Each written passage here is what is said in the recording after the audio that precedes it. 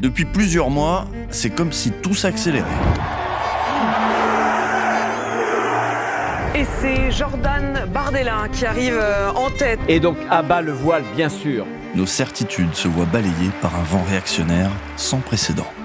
Enfant des démocraties occidentales, on nous a toujours répété que notre modèle politique et économique était un rempart, ayant barré définitivement la route aux dérives fascistes du siècle dernier. Paris martyrisé, mais Paris libéré. Pourtant, le présent semble dire le contraire. Et le parallèle avec les années 30 est troublant.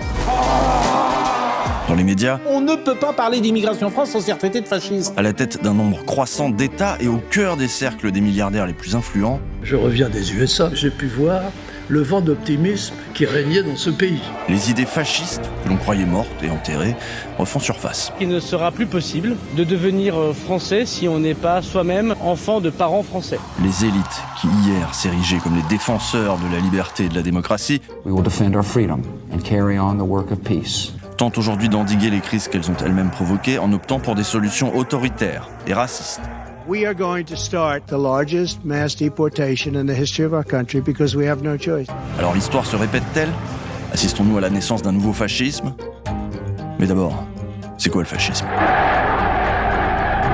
Aujourd'hui, tous les repères semblent inversés. C'est la gauche que l'on traite de fasciste. L'authentique risque de fascisme en France, c'est Mélenchon et ses sbires. Et l'extrême droite est présentée comme un rempart face à l'antisémitisme. S'il y a beaucoup de Français de confession juive qui nous accordent leur confiance aujourd'hui, c'est parce qu'ils connaissent la sincérité de nos discours. Dans ce climat de grande confusion, où il devient urgent de renommer clairement l'ennemi pour mieux le combattre, Blast vous propose de prendre le temps de revenir sur les origines, l'histoire et les mutations du fascisme d'hier, afin d'éclairer et de comprendre celui d'aujourd'hui. Honnêtement, toute proportion gardée, pour moi, je vois un parallèle, je sais que je vais me faire rentrer dedans, mais c'est pas grave, entre Mélenchon et Goebbels. Une gauche fasciste face à une extrême droite démocrate. Ce renversement sémantique, martelé dans les médias, semble vider le mot de sa substance et neutraliser son utilisation. Pour y voir plus clair, nous avons demandé à deux historiens de nous donner leur définition du fascisme. Marianne Matar-Bonucci, qui enseigne à l'université Paris 8, et Enzo Traverso, qui nous répond depuis les studios de l'université de Cornell, aux États-Unis. Des mesures draconiennes prises par une bourgeoisie effrayée, voilà une bonne définition du fascisme. On peut définir le fascisme comme une idéologie hyper-nationaliste, donc qui est opposée à la philosophie des Lumières, au libéralisme, au communisme, qui tend vers un projet qui est un projet de transformation totale, holistique, de la société et de l'individu, sur la base de valeurs réactionnaires, avec un parti unique. Une idée de régénération nationale, de rédemption, on pourrait dire, d'une communauté nationale définie en termes ethniques ou ethno-raciaux. Je pense qu'on peut définir le fascisme comme un nouveau régime politique, une nouvelle forme de pouvoir qui détruit la démocratie, qui a détruit l'état de droit, les libertés fondamentales. Les historiens insistent beaucoup sur ces différences qui séparent le nazisme allemand du fascisme de Mussolini ou du franquisme espagnol. Ils ont les mêmes ennemis en commun, c'est-à-dire les démocrates, les gens qui précisément se retrouvent autour d'une certaine philosophie universaliste des Lumières, et bien évidemment le socialisme et le communisme. Dans l'Europe et pour l'opinion internationale des années entre les deux guerres, il ne fait pas de doute que tous ces mouvements et que tous ces régimes politiques appartiennent à une même famille, une même constellation qu'on peut qualifier de fasciste. Le fascisme a une conception de la politique qui est assimilée à la guerre, parce que c'est un mouvement qui est issu de la guerre, et la violence fait partie de la culture du fascisme. Et donc, pour exister, le fascisme a besoin d'ennemis pour constamment radicaliser le système politique. Et cette communauté nationale ethniquement définie se démarque d'une altérité perçue comme menaçante, corruptrice et, disons, incompatible avec la communauté nationale. Et cette altérité en Europe est incarnée par les Juifs. Pourquoi ? Parce que à ce moment-là, eh bien, c'est l'ennemi principal en Allemagne et c'est la figure de l'ennemi dans toute l'extrême droite européenne. En France, en Europe centrale, tous les partis d'extrême droite sont antisémites. Un peuple, un État, un chef. La doctrine du fascisme historique consiste à envisager la nation comme un ensemble homogène d'un point de vue racial, culturel et politique. Et pour réaliser ce nationalisme radical, les fascistes ont besoin d'en exclure toutes les populations perçues comme différentes et donc dangereuses pour l'unité de la nation. Principalement les juifs, mais aussi les tziganes, les homosexuels, les handicapés, les opposants politiques, qui sont réprimés, traqués et massacrés par les régimes fascistes. Pour mettre en place ce projet politique, le fascisme, et ça c'est un trait commun de tous les régimes fascistes au-delà de leur spécificité nationale, c'est la destruction du mouvement ouvrier. Les syndicats, les partis de gauche. Ils prétendent dépasser la différence de classe, aussi parce qu'ils se sont construits donc, dans le combat et la violence contre les socialistes et les communistes. Le projet fasciste est par essence contre-révolutionnaire. Né en réaction à la menace communiste, il en reprend ses codes, mais détourne ses aspirations révolutionnaires. La lutte des classes est remplacée par le mythe de la nation raciale, et le nationalisme remplace l'internationalisme.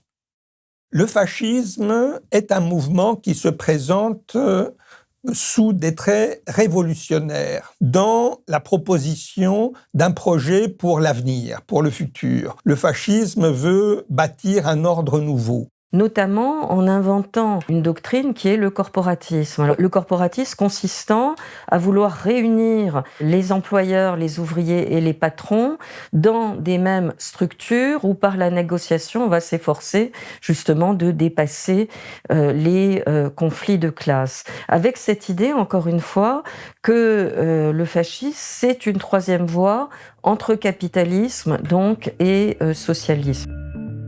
Dans l'entre-deux-guerres, les multiples crises économiques, sociales et politiques qui frappent l'Europe radicalisent le climat politique. Porté par la révolution russe, le mouvement communiste connaît un essor inédit. Ce vent révolutionnaire qui souffle sur l'Europe inquiète et menace les classes possédantes. En réponse, des mouvements fascistes émergent un peu partout. Eux aussi prétendent renverser l'ordre établi. Les fascismes se présentaient comme l'alternative au capitalisme en crise, comme une alternative à une bourgeoisie décadente, parasitaire, inféodée ou dominée par les Juifs. Qu'en est-il dans la réalité ? Il en va évidemment bien différemment. Ces régimes sont arrivés au pouvoir portés par la bourgeoisie et la grande bourgeoisie. Des élites économiques qui, jusqu'à ce moment-là, s'étaient identifiées à des partis politiques conservateurs ou libéraux. La Grande Guerre, la guerre avait vu la contribution de toutes les classes de la société, mais notamment des classes populaires, qui attendent à l'issue de la guerre des augmentations de salaire, des partages des grandes propriétés terriennes. Il y a un mouvement ouvrier, un mouvement paysan très important qui se développe en Italie. Les progrès du Parti communiste inquiètent la bourgeoisie. L'expérience italienne fascine certains éléments de la droite. Et donc, en réaction à cela, eh bien, la violence des fascistes et la violence des nazis s'est déchaînée et toute une partie de la bourgeoisie qui avait été effrayée a apporté son soutien aux fascistes avec l'idée qu'on se débarrasserait ensuite de ces voyous ou ces mauvais garçons qu'étaient les fascistes, mais que ça pouvait, dans le court ou moyen terme, aider à se débarrasser du socialisme et du communisme. Italie, Allemagne, Espagne, Portugal, Croatie. Les fascistes accèdent au pouvoir dans de nombreux États dans l'entre-deux-guerres. Abandonnant toute velléité révolutionnaire, ils s'appuient sur le soutien des élites industrielles et de la petite bourgeoisie, qui voient d'un bon œil les promesses de rétablissement et de pérennisation de l'ordre économique et social portées par ces nouveaux régimes. Alberto Toscano est philosophe, spécialiste de la question du fascisme. Il enseigne à l'université Simon Fraser au Canada. Historically, certain fractions of capital or big business or corporate capital have found it imperative, useful to ally with fascist or authoritarian movements to secure their profit margins, to defend their regimes of accumulation against social challenges, whether reformist challenges demanding labor laws or indeed, more revolutionary menaces at different points. Pourtant, dans la mémoire occidentale, on oppose rigoureusement le fascisme au libéralisme. Mais lorsque les fascismes voient le jour au début du XXe siècle, cette opposition est loin d'être aussi nette. Si on entend libéralisme au sens politique du terme, il est indéniable que le fascisme se construit en opposition au libéralisme, c'est-à-dire une doctrine qui privilégie les droits de l'individu par rapport à la nation. En revanche, s'il s'agit du libéralisme au sens de capitalisme, cette fois, comme on l'entend quand on parle aujourd'hui du néolibéralisme, là, il est clair que le fascisme a été utilisé par les élites libérales pour, de leur point de vue, sauver le capitalisme à un moment où ils estimaient que celui-ci pouvait être en danger. Par exemple, les accords de Munich de 1938 montrent une volonté du libéralisme de trouver un compromis avec le fascisme plutôt que de s'inscrire dans une opposition au fascisme. Mussolini a toujours eu de très bonnes relations avec les conservateurs britanniques, par exemple. La Seconde Guerre mondiale change la donne. L'expansionnisme nazi rentre en contradiction avec les intérêts des autres grandes puissances capitalistes, obligeant les Alliés à faire front commun avec les Soviétiques. Cette alliance tactique est de courte durée. C'est une courte parenthèse parce que à la fin de la Deuxième Guerre mondiale, avec le début de la guerre froide, le libéralisme abandonne sa rhétorique antifasciste et le libéralisme devient anticommuniste. Sa cible, c'est le totalitarisme et le totalitarisme est exclusivement communiste. Et au nom de la lutte contre le totalitarisme, les démocraties libérales et surtout, disons, les États-Unis, qui se présentent un peu comme le berceau et le défenseur du monde libre, soutiennent toute une série de régimes qu'on peut qualifier de fascistes. Le projet fasciste peut donc se définir comme un nationalisme radical, qui s'appuie sur la lutte contre les ennemis internes et externes pour préserver un ordre menacé. Finalement, les pays capitalistes ont aussi vu dans les régimes fascistes des alliés potentiels face au communisme. Alors comment comprendre cette proximité entre libéralisme et fascisme ? D'où vient l'idéologie fasciste et pourquoi s'accommode-t-elle aussi bien de l'ordre capitaliste ? Pour le comprendre, il faut chercher dans l'histoire de l'expansion européenne, les origines et les fondements du fascisme du XXe siècle. C'est mon professeur de philosophie d'origine antillaise qui me le rappelait un jour. Quand vous entendez dire du mal des Juifs, dressez l'oreille. On parle de vous. I think if we think of fascism as a politically plastic or protean or malleable phenomenon, we are able more aptly to think about its different shapes and different forms and different emergences. This means that we can think fascism as something that in some sense, this might seem paradoxical, preceded itself. Dans sa course à la production de richesses, l'Europe conquiert le monde et écrit ses récits fondateurs. La supériorité technique et culturelle du colon justifie l'asservissement et l'exploitation des peuples colonisés. À travers les concepts de race et de civilisation, un ordre hiérarchique mondial se dessine pour légitimer l'accaparement continu des richesses. Cette relation entre domination économique et race est au fondement de l'histoire américaine.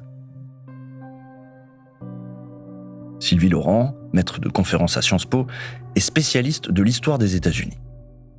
Lorsque les colons britanniques ont fondé les États-Unis, ils étaient dans une espèce de répétition historique. Le récit est bien connu, un Européen, guidé par une espèce de messianisme providentiel, arrive sur une terre vide, dans laquelle il se trouve que quelques sauvages sont incapables de mettre la terre en valeur. Cette espèce de récit fondateur des États-Unis est une répétition, évidemment, de la conquête des Amériques par Christophe Colomb en 1492. Ces deux récits ont en commun le génocide des populations amérindiennes et la mise sous silence du fait que cette mise en valeur de la terre a été d'emblée permise par l'importation d'une classe laborieuse noire qui a été considérée d'emblée comme fusionnant avec les moyens de production, c'est-à-dire comme étant une classe sous-humaine. Donc on se retrouve à l'orée du XXe siècle, c'est-à-dire hier, avec un pays qui entre dans le capitalisme moderne sur ces bases-là, c'est-à-dire de confiscation de la terre et d'extractivisme qui est la source même de leur croissance économique et de leur État-nation, fondé sur l'asservissement des populations noires et l'extermination des habitants originels de cette terre. Donc l'histoire des États-Unis est par définition celle-ci. Norman Ajari est philosophe et maître de conférences à l'université d'Édimbourg. Il est spécialiste des études décoloniales. Il n'y a jamais eu de gouvernement explicitement fasciste aux États-Unis, contrairement à ce qu'on a connu en Europe occidentale. Il y a des phénomènes qu'on peut rétroactivement qualifier de fascistes, comme par exemple le Ku Klux Klan, mais il y a quand même beaucoup d'éléments qui vont après nourrir les fascismes états-uniens dans le Ku Klux Klan. C'est en tout cas un ensemble de choses tout à fait comparables, et au moins tout à fait compatibles avec le fascisme, le culte d'une homogénéité raciale, une insistance fondamentale sur la démographie, une scénographie bien particulière qui vise à fabriquer la reconnaissance des individus, etc. Donc, c'est très compatible.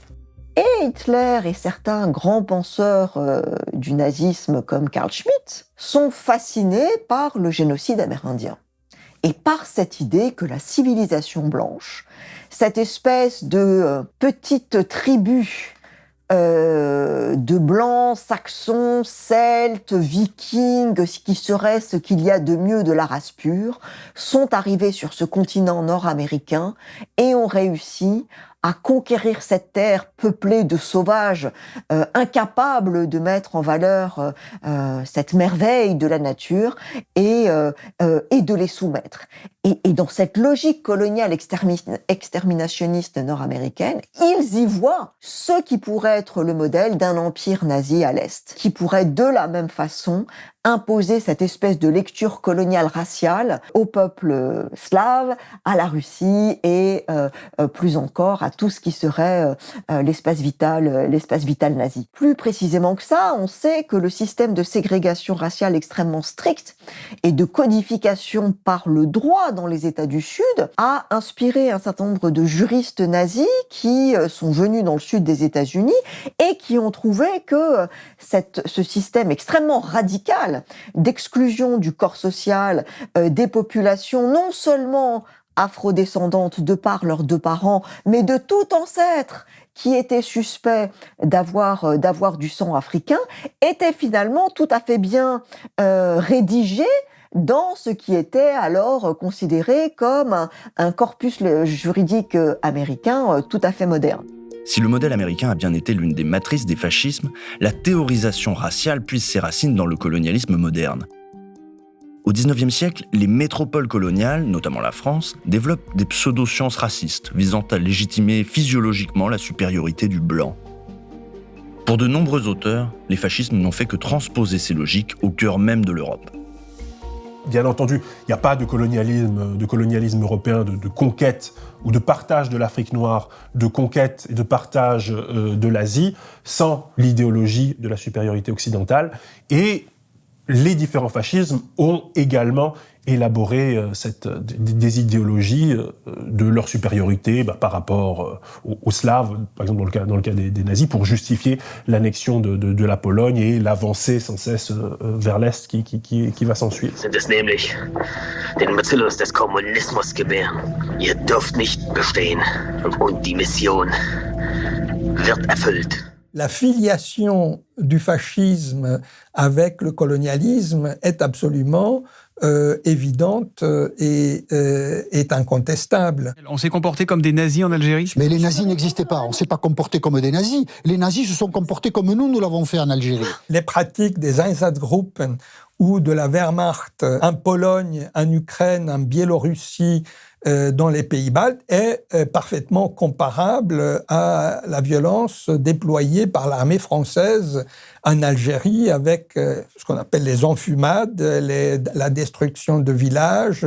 le massacre de populations civiles.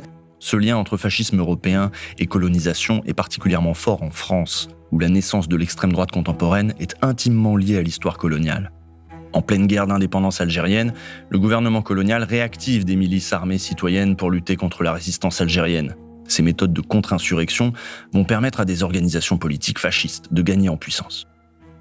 Géco, militant antifasciste, met cette période historique au cœur de son analyse du fascisme et de l'extrême droite française. Ça provoque ce phénomène d'autonomisation d'une partie de l'armée, de la police, qui vont donner naissance à des factions politico-militaires, notamment les gaullistes et l'OAS, qui en réalité viennent du même terreau, mais qui vont en fin de compte se mener une guerre au moment de la création de la Ve République entre l'option gaulliste et l'option OAS. C'est dans ce climat de crise politique et militaire aiguë que la Ve République est créée.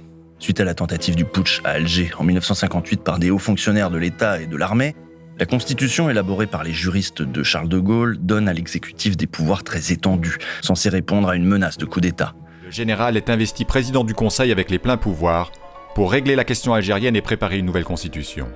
Il y a toute une série de dispositifs comme ça dans la Ve République qui sont complètement influencés par les principes de la contre-insurrection coloniale et notamment l'article 16 qui, dans la Constitution, dit que en cas de crise majeure, en gros, on passe à un système de dictature militaire. Enfin, tous les pouvoirs sont donnés au président de la République, chef des armées.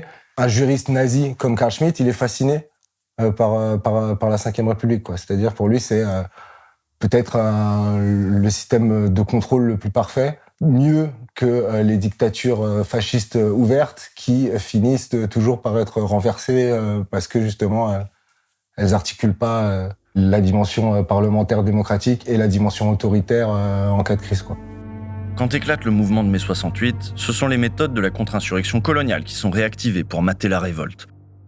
L'été 73, c'est un été où, notamment dans le sud de la France, t'as des dizaines de meurtres d'Algériens qu'on présente comme des meurtres de citoyens français spontanément qui n'en peuvent plus. Mais en réalité, on voit qu'il y a quand même beaucoup les réseaux des anciens de l'Algérie dans le sud, des anciens de l'OS, qui font monter la tension et qui passent à l'attaque sur ce front-là.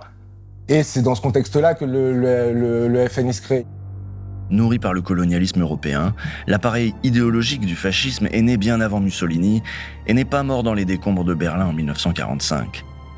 La matrice politique du fascisme persiste et progresse encore aujourd'hui.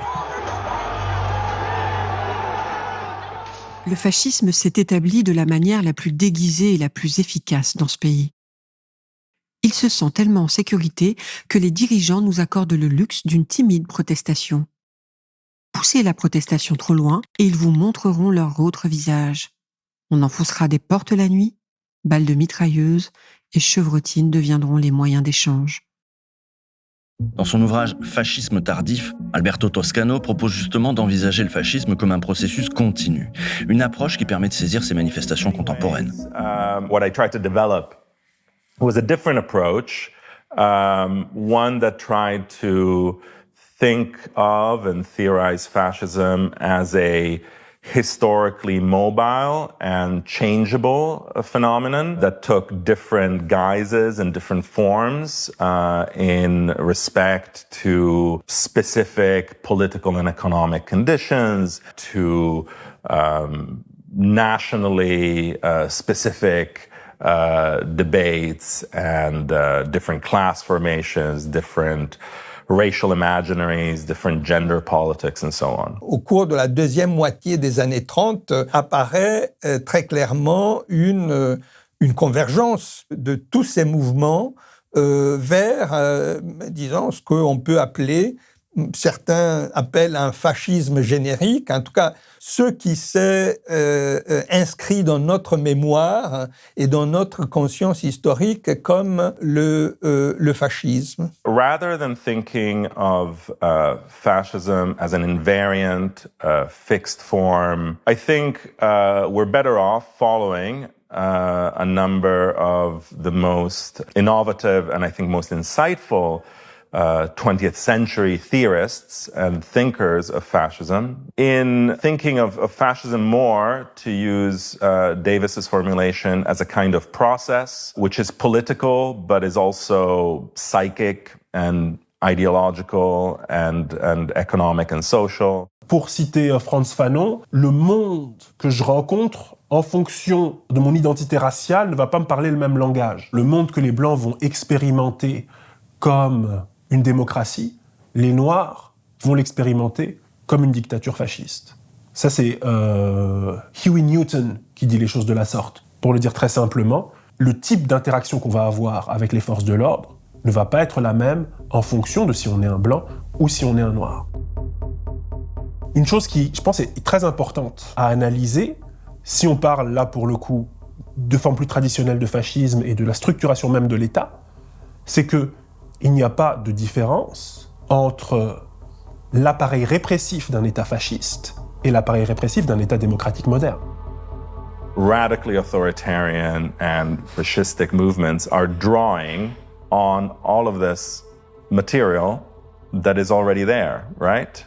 That is true of historical fascist and authoritarian movements, especially if we look at the law, at least from, in the case of Italy, of course.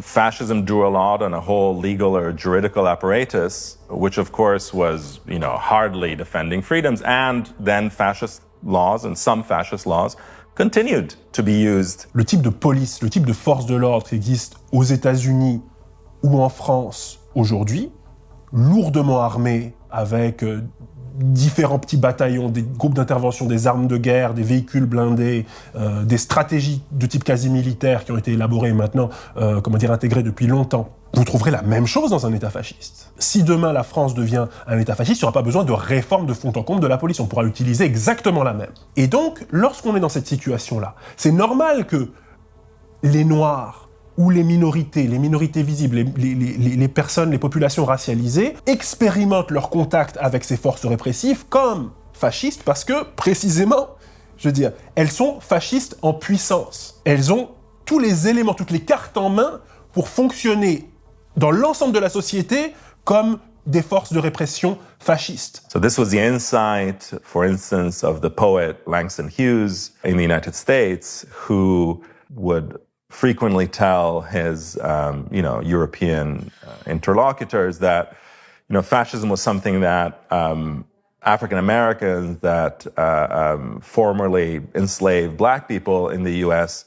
knew intimately long before it named itself as such, and long before it became an official movement in Europe.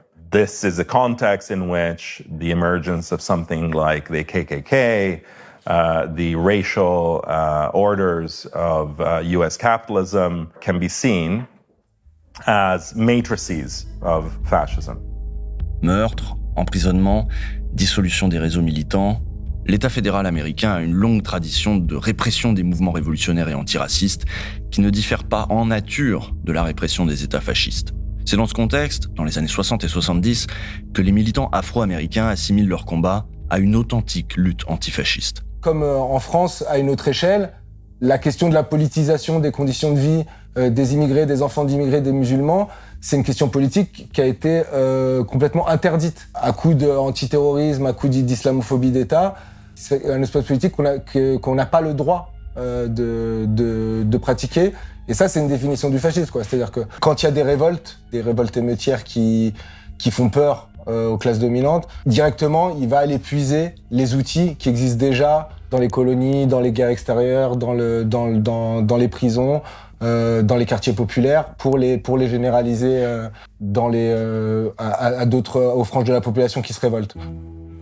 Hier, comme aujourd'hui, la montée du fascisme s'appuie sur des dispositifs sociaux et policiers préexistants. Sans avoir besoin d'innover, Les mouvements autoritaires n'ont qu'à puiser dans les outils et technologies déjà existants pour imposer leurs projets racistes. Finalement, il ne s'agit peut-être pas de se demander comment le fascisme révolutionne les méthodes répressives, mais plutôt comment il exploite celles qui existent déjà. Prior to the recent re-election, re-coronation of Trump, mainstream liberal US opinion was awash, rife with claims about fascism, claims about exception and emergency. Do you think Donald Trump is a fascist? Yes, I do. So you have this moment, which for me was extremely symptomatic, of people who were, if not supporting, at the very least, whitewashing or minimizing the significance of U.S. support for and complicity in Israel's genocide in Gaza, at the same time presenting the ascendancy of Trump as the exceptional, aberrant risk to liberal democracy, right? And that's one of the things that I think is really crucial to the theories of fascism that don't treat it as the antithesis, the exception, the aberration, the opposite of liberal democracy, but who in fact are telling us to look for all of the dynamics, the potentials, the processes of fascisation in societies that view themselves as normal or normative democracies. Loi antiterroriste, état d'urgence.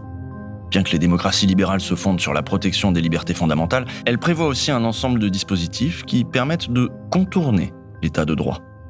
Il y a eu récemment un débat en Grande-Bretagne où le leader de Reform UK, donc le parti d'extrême droite britannique Nigel Farage, a dit « Bon, oui, je sais que la loi nous empêche de faire la remigration de masse, c'est pas très bien, mais il y a quand même beaucoup trop de migrants qui arrivent, c'est simple, on va déclarer l'état de siège. » La loi nous embête, c'est pas grave. On a des outils dans la loi britannique, il n'y a pas de constitution directement, mais ils ont plein de lois. On déclare l'état d'exception, donc il n'y a plus de loi pour un certain moment, et là, hop, on fait ce qu'on veut avec les migrants, on les recatapulte de là où ils viennent, on coule les bateaux, on fait tout ce qu'on veut. 1,000 young, undocumented young males have crossed the English Channel. Does the Prime Minister agree? Now is the time to declare the situation in the English Channel as a national security emergency. Et là, Carl Schmitt et les autres juristes et intellectuels nazis se lèvent et applaudissent à tout rompre, parce qu'ils voient bien à quoi tout ça est censé servir. N'importe quel intellectuel ou militant fasciste voit ça et dit « c'est très exactement à ça », par exemple pour se défendre contre les immigrés, c'est exactement à ça qu'est censé servir l'état d'exception. Famously, repeated U.S. administrations across Democrats or Republicans have intensified both the violence of deportation and detention and repression and stigmatization of migrants, and have also, by and large, greatly increased and intensified the racialized system of mass incarceration. There are differences that are significant, but have not been so much about changes in the structures of violence, but changes in their legitimation. That is to say, the Trump administration, which came into power in 2016, openly affirmed a kind of enjoyment, right? Like a political enjoyment of border cruelty, for instance, right? Which is instead something that the likes of Obama and Biden presented as an unfortunate necessity, right? The border must be militarized, must be politicized, but we must also pay attention to human rights. We must face the simple truth.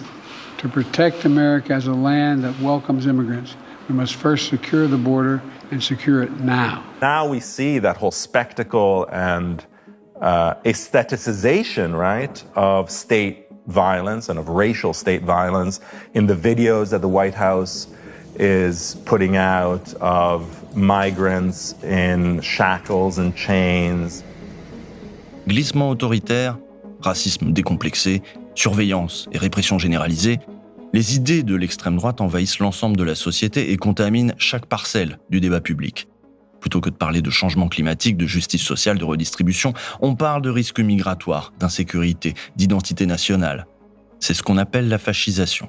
L'État, il va favoriser un terrain qui va permettre aux problématiques d'extrême droite de se développer. Aussi lui donner un espace médiatique, comme on le voit avec Mitterrand, avec l'extrême droite, qui va se transformer en résultats électoraux. Et une fois qu'ils ont des résultats électoraux, ils vont, en gros, pour garder leur place et pour gagner électoralement contre eux, aller puiser dans le programme d'extrême droite toute une série de mesures en disant si nous on les applique pas, c'est eux qui vont les appliquer. Madame Le Pen, dans sa stratégie de dédiabolisation, on vient à être quasiment un peu dans la mollesse. Je vous trouve, faut vous reprendre des vitamines. Vous n'êtes pas assez dur, je trouve. Là. Et c'est ça aussi qu'on entend par fascisation, c'est-à-dire qu'il n'y a pas forcément besoin qu'il y ait une victoire claire et nette de l'extrême droite ou un coup d'État militaire pour qu'il y ait des pans entiers du programme de l'extrême droite qui soient déjà appliqués par ce qu'on nous on va appeler l'extrême centre, quoi. La déferlante réactionnaire en cours ressemble de plus en plus à une victoire hégémonique de l'extrême droite et semble clairement annoncer la naissance d'un nouveau fascisme. Le fascisme américain sera probablement le premier arrivé au pouvoir par des moyens démocratiques et avec un soutien démocratique. Nous sommes confrontés à l'émergence d'un ensemble de phénomènes nouveaux, une extrême droite radicale qui est en train de définir aussi un profil idéologique nationaliste, raciste, autoritaire et antidémocratique. Et ça, c'est quelque chose qui est tout à fait particulier et qui est encore plus exalté avec ce gouvernement des gens de la tech. Les 5 fortunes les plus importantes du pays qui étaient toutes présentes à l'inauguration de Donald Trump en novembre dernier sont à peu près toutes soumises à des poursuites pénales ou à des poursuites judiciaires pour violation du droit du travail, d'abus de position dominante. Dans cette opération de confiscation du pouvoir de l'État, il y a des gens qui d'emblée sont dans un rapport de démantèlement de l'ordre légal. Et donc, on retrouve là des éléments de fascisation extrêmement importants, qui est non pas, comme on le dit souvent à tort, que les néolibéraux sont des ultra-libéraux qui veulent se défaire de l'État. Ce sont en réalité des gens qui veulent confisquer l'État pour le purifier de ces éléments d'état de droit ou de démocratie libérale, pour ne garder qu'une espèce d'état tout-puissant en faveur d'un État ethno-racial et de cette faction particulière du capitalisme américain qui confisque les pouvoirs aux dépens de la masse. We can see today whether in the MAGA or Trump administration's campaign for mass deportation as a sort of works program almost, right? As a way of increasing and privileging and prioritizing the American worker, or in similar discourses and policies across Europe and, other social formations, that this mobilizing of a nationally defined, often ethnically defined, often racially defined, and, very often also gendered figure of the worker is key to these contemporary movements. Dans leur discours, les nouveaux nationalistes construisent une nouvelle mythologie de la nation qui veut réconcilier une société toujours plus inégalitaire. Sous l'étiquette des producteurs, ils unissent fictivement ouvriers et entrepreneurs, salariés précaires et ultra-riches, qui partageraient les mêmes intérêts économiques et politiques, mais surtout les mêmes ennemis. Du plus petit boulanger de la Marne jusqu'à Bernard Arnault, un dirigeant d'entreprise, c'est-à-dire quelqu'un qui prend des risques, qui entreprend, qui investit, qui se lève parfois très très tôt, bien avant ses salariés, et qui vient dire aujourd'hui c'est un enfer à la fois fiscal et normatif de travailler et d'investir en France. On ne peut pas être sourd à ce cri d'alarme. Ce populisme oppose ses producteurs aux assistés qui parasiteraient la société. Une rhétorique qui sert très souvent un agenda raciste et alimente le discours sur les nouveaux ennemis intérieurs. Aujourd'hui, une des composantes idéologiques de cette nouvelle constellation des droites radicales ou post-fascistes est la lutte contre l'antisémitisme. Et donc, la lutte contre l'antisémitisme s'identifie tout d'abord au rejet des immigrés, des réfugiés et des musulmans. Des personnages comme des Marion Maréchal Le Pen, des Bardella, qui vont en Israël et qui se font les champions de la lutte contre l'antisémitisme et qui redéfinissent le fascisme comme étant en fait la gauche qui garde un tant soit peu de position antiraciste et anticoloniale. La communauté française juive en France a davantage peur de l'antisémitisme qui vient de l'extrême gauche que d'ailleurs, et que la principale menace politique et existentielle pour eux vient de ce camp-là. Ce soutien à Israël permet aux extrêmes droites de nier toute filiation avec le fascisme historique. En instrumentalisant la lutte contre l'antisémitisme, les réactionnaires du monde entier légitiment leur discours islamophobe et xénophobe et soutiennent les politiques coloniales et racistes d'Israël. Ce qui est intéressant à remarquer, c'est que ce discours islamophobe reproduit toute une série de formes qui étaient celles de l'antisémitisme classique. Même, disons, dans l'iconographie, les magazines, la presse, les médias, la façon de présenter les musulmans et les arabes vise à souligner une altérité raciale comme l'iconographie antisémite de la fin du 19e ou du début du 20e siècle, ou, disons, le mythe du judéo-bolchevisme, qui a joué un rôle si important, disons, dans la propagande, l'idéologie et la rhétorique du fascisme classique, est remplacé aujourd'hui par d'autres mythes, l'islamo-gauchisme ou, disons, la façon de présenter les fondamentalistes islamiques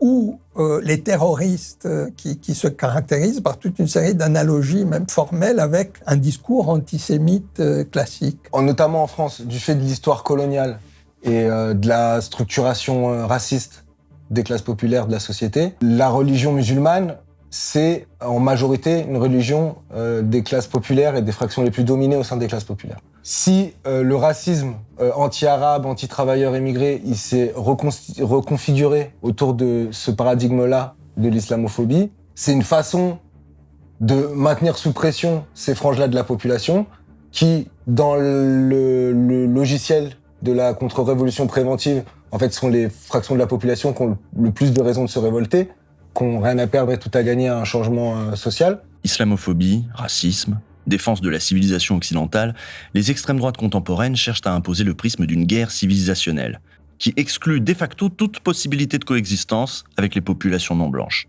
Et j'entends même parfois, même sur votre plateau, des gens qui disent « Mais non, c'est pas une guerre de civilisation. » Qu'est-ce qu'il va leur falloir à ces gens pour qu'ils puissent consentir au fait que, oui, c'est une guerre de civilisation, il y a des juifs, il y a des musulmans. Des discours portés par une nouvelle classe d'idéologues qui constitue la tête pensante d'une offensive réactionnaire organisée à l'échelle mondiale. Peter Thiel, David Sachs, évidemment Elon Musk, sont des gens qui ont grandi en Afrique du Sud sous l'apartheid. C'est-à-dire qu'au moment même où, après la Deuxième Guerre mondiale, partout dans le monde, le principe même du gouvernement fasciste, raciste, est invalidé, qu'il fait l'objet d'une réprobation absolument universelle, il y a un pays dans le monde qui en fait le principe essentiel structurant de son gouvernement. C'est le régime d'apartheid en 1948 en Afrique du Sud. Et c'est le moment où les grands-parents d'Elon Musk, son grand-père maternel, décident d'aller s'y installer. Tous ces gens qui ont grandi dans un pays dont le principe essentiel est qu'une minorité de blancs qui possèdent 80% des richesses dans un pays peuplé à 90% de noirs sont naturellement les incarnations de la dernière frontière de la race blanche face à des hordes noires qui vont venir s'emparer de leurs biens légitimes, qui apparaissent comme le poste avancé de l'Occident capitaliste. Que les enfants de cette génération-là se retrouvent aujourd'hui dans la tech, à conseiller, à souffler à l'oreille de Donald Trump, nous montre qu'il y a une internationale de l'extrême droite fascisante qui se retrouve sur ce même socle commun de capitalisme autoritaire, de défense d'une civilisation blanche qui est à la fois archaïque et futuriste avec la tech, que seule la race blanche dominante a le droit de définir ce que sera le futur, et que celle-ci sera contre la démocratie, parce que la démocratie, c'est par définition le pouvoir à ceux qu'ils jugent être indignes. Les vieilles recettes du passé ne se démodent pas. Profitant des multiples crises politiques, économiques et sociales, les mouvements réactionnaires trouvent un écho auprès des élites économiques aux abois. Ne sachant plus comment endiguer les crises qu'elles ont elles-mêmes engendrées, celles-ci n'hésitent désormais plus à recourir à l'option fasciste pour rétablir leur hégémonie. Donc là, on est dans une espèce de néolibéralisme augmenté ou de néolibéralisme repensé, où certainement, à la faveur de l'hégémonie du capitalisme futuro-réactionnaire porté par la tech, le rôle de l'État régalien est plus encore important. C'est-à-dire que aujourd'hui, la nouvelle frontière de ce pouvoir réactionnaire, c'est le pouvoir de police, c'est le complexe militaro-polisso-carcéro-industriel au sens large, c'est-à-dire, on le voit bien, la seule chose que la tech a inventé de véritablement pertinent depuis 15 ans, c'est une nouvelle manière de tuer son semblable, de traquer par le GPS, la reconnaissance faciale, la surveillance aux frontières, les pouvoirs de police, l'utilisation des réseaux sociaux pour pouvoir suivre et emprisonner toute personne qui aurait le malheur de faire preuve de sa liberté de parole. L'administration Trump est en train d'accomplir avec une vitesse extraordinaire cette transition du populisme contre les élites à une forme d'oligarchie qui incorpore toutes les élites du capitalisme américain. Une fois réélu, Donald Trump, porté et poussé par les milliardaires de la Silicon Valley, s'affranchit d'un dogme néolibéral en crise, trop démocratique, trop limitant à son goût. La bonne nouvelle pour nos leaders de la Silicon Valley, c'est que le néolibéralisme, contrairement à ce qu'on dit parfois, est en train de se casser la gueule. C'est-à-dire ce modèle de la concurrence, ce n'est pas le capitalisme du XXIe siècle. Encore une fois, c'est Peter Thiel qui le dit. C'est l'une de ses phrases les plus connues. La concurrence, c'est pour les losers. La concurrence, c'est un truc de perdant. Competition is for losers. What I think everybody who is a founder or entrepreneur should aim to do is build a monopoly. Google est un monopole. Amazon est un monopole, même TikTok, Instagram, chacun est un monopole. Il y a toute cette tradition, vous savez, avec les auteurs marxistes, libertaires, socialistes, qui se plaignent qu'il n'y a pas de démocratie dans le lieu de travail. C'est le lieu où la démocratie s'arrête. Eh ben, les néo-réactionnaires vont précisément dire, bah oui, justement, c'est pour ça que ça marche. Et c'est pour ça que ça fait autant de profit. Et donc, l'ensemble de la société devrait être géré sur ce modèle-là. C'est-à-dire, ils prennent le truc complètement à l'inverse et disent non, le problème, c'est pas qu'il n'y a pas assez de démocratie sur le lieu de travail. Le problème, c'est qu'il y a trop de démocratie partout ailleurs. Et il faut généraliser ce modèle de l'autoritarisme et de l'autocratie. Il utilise même ce concept d'autocratie, de l'autocratie du CEO, de l'autocratie du PDG, de l'autocratie du capitaine d'industrie. Et donc, c'est à partir de ce modèle-là, donc d'une espèce d'expansion sans limite et presque de mythification du modèle entrepreneurial, qu'ils élaborent une théorie politique. And of course, we also know that there's been, deeply anti-egalitarian, often explicitly racist, anti-worker ideologies that have been fermenting in the world of so-called Silicon Valley and big tech for a very long time, right? And in many ways, the seemingly liberal character of Silicon Valley for a period, of course, related to a very neoliberal Democratic Party in the period of Clinton and even Obama, is perhaps more of a veneer, right? The kind of masculine energy, I think, is good. And obviously, I think having a culture that celebrates the aggression a bit more has its own merits that are really positive. You can sense in that interview with Zuckerberg a real sense of kind of relief almost that they can now speak the way they want to, right? And they can now celebrate, right? The already kind of masculinist and already very white kind of space, right? That is Silicon Valley. Aujourd'hui, les milieux réactionnaires sont obsédés par la question de la masculinité, ce qui se traduit par une fixation sur un prétendu lobby LGBT et par la promotion de discours et de politiques extrêmement violentes à l'égard des personnes trans. Je signerai des décrets pour exclure les transgenres de l'armée et de nos écoles primaires, de nos collèges et de nos lycées. Comme dans les années 30, ceux qui échappent aux normes des modèles érigés par les mouvements fascistes sont dressés comme boucs émissaires. et sont victimes de violentes persécutions qui permettent à ces mouvements de se structurer et de construire leur propagande.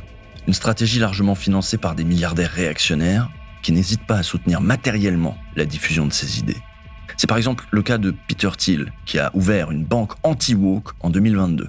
PDG d'une entreprise de big data spécialisée dans la surveillance gouvernementale, ce multimilliardaire est l'un des principaux idéologues du Trumpisme. Peter Thiel, donc qui est un grand capital risqueur, quelqu'un qui le premier à financer Facebook, le président actuel de Palantir, donc la société, on va dire en gros la société de surveillance qui est full fasciste. Il conçoit ces investissements non pas seulement comme des manières de gagner de l'argent, de faire du profit. Les entreprises qu'il investit, elles fonctionnent, j'appelle ça de manière un petit peu ironique, des entreprises exogènes envahissantes, comme on parle en écologie des espèces exogènes envahissantes, c'est-à-dire les espèces qui arrivent dans un nouveau milieu et qui le transforment pour leur propre intérêt et qui le rendent inhabitable pour les autres. Il y a des entreprises qui fonctionnent comme ça. Par exemple, pourquoi est-ce que Peter Thiel va financer des entreprises comme Airbnb ? Pourquoi est-ce qu'il va financer des entreprises telles que Lyft ? Pas juste parce qu'il sait que ça va faire du pognon, parce qu'il sait que ça va complètement détruire le marché du travail et la protection sociale qui existe dans les sociétés. C'est pas de la théorie du complot, c'est de la stratégie. Je veux dire, c'est un individu machiavélique au sens le plus propre du terme. C'est-à-dire quelqu'un qui a un plan, qui veut transformer les sociétés occidentales de manière absolument radicale, qui le dit et qui le fait. Des moyens quasiment illimités et des objectifs clairement affichés, les nouveaux réactionnaires organisent une offensive à l'échelle globale, dans un contexte de bouleversement profond du monde. Urgence climatique, guerre économique, escalade militaire, le tourbillon des événements semble désarmer tout mouvement de contestation. Pourtant, penser la résistance n'a jamais paru plus essentiel. Le verbe résister doit toujours se conjuguer au présent.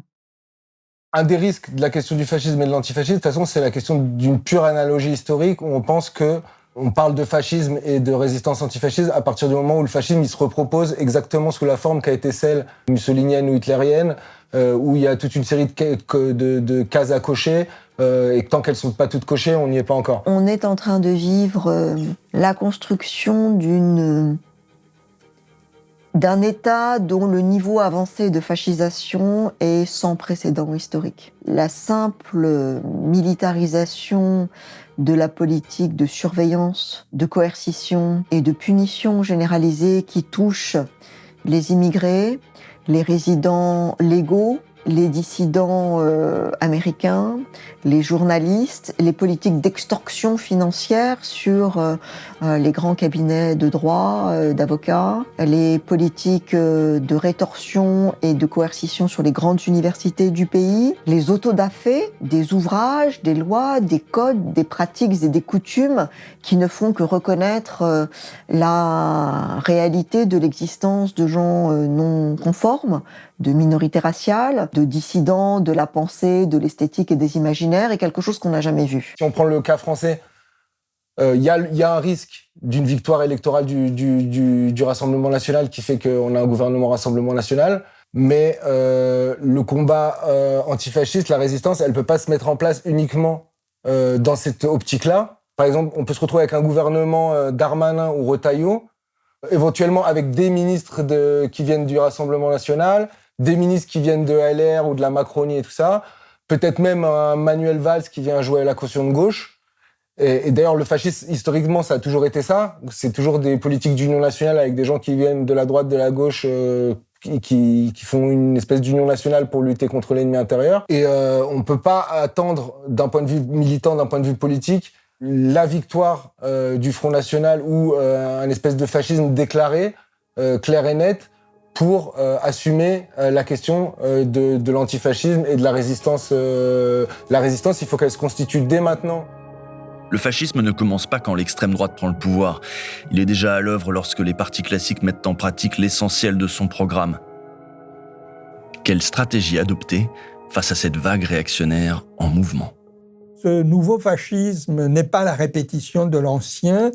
Ce n'est pas un reproduisant l'antifascisme de la première moitié du XXe siècle qu'on réussira à résister à cette nouvelle menace. Il y a un épuisement total de cet antifascisme-là.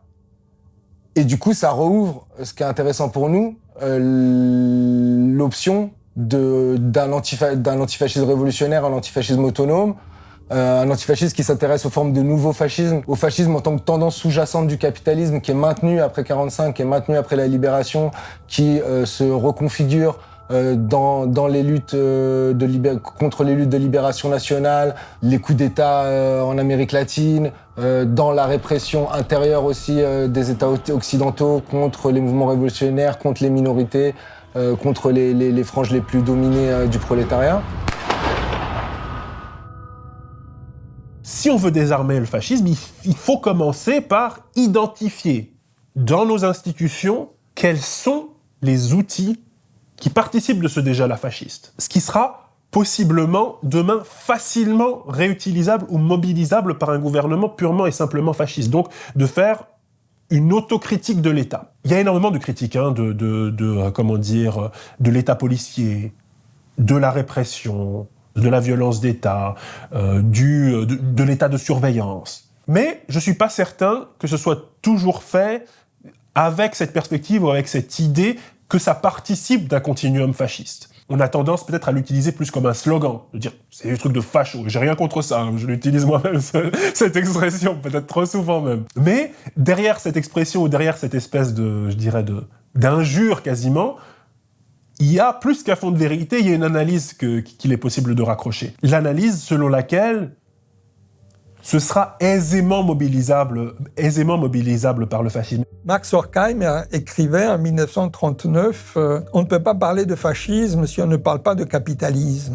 Autrement dit, une lutte antifasciste efficace ne peut qu'être une lutte anticapitaliste, parce que le fascisme s'enracine dans la société capitaliste. Je crains qu'il y ait une très grande sidération et une très grande pacification de la population, et que le régime de terreur qui se met en place, comme souvent dans ce genre de cas, désarme la résistance de ceux qui pourraient vouloir s'opposer. Et on peut prendre le pouvoir et établir un bloc hégémonique avec une minorité. Il suffit qu'une partie significative des classes moyennes et des classes travailleuses et que l'essentiel des classes dominantes adhèrent au projet. C'est quelque chose qui, je pense, est en train d'être construit. Les résistances, elles sont évidentes, elles existent, il y a des dissidents, ils sont dans une position de minorité, de marginalité totale, mais c'est comme ça qu'on commence les contre-insurrections. Je pense qu'il y a l'idée selon laquelle le sens de l'histoire, le nouveau, il n'y a pas d'alternative, c'est ce capitalisme autoritaire et raciste. Je crois que beaucoup de gens sont aujourd'hui persuadés de ça, parce qu'on a un appareil médiatique dominant qui le martèle. Donc il est très important de rappeler que tel n'est pas le cas. Mais alors, faisons-nous face à un nouveau fascisme ? En l'absence d'autres mots, ce terme semble loin d'être galvaudé. La matrice politique du vent réactionnaire qui souffle actuellement sur le monde s'inscrit de fait dans la continuité des pires régimes du XXe siècle.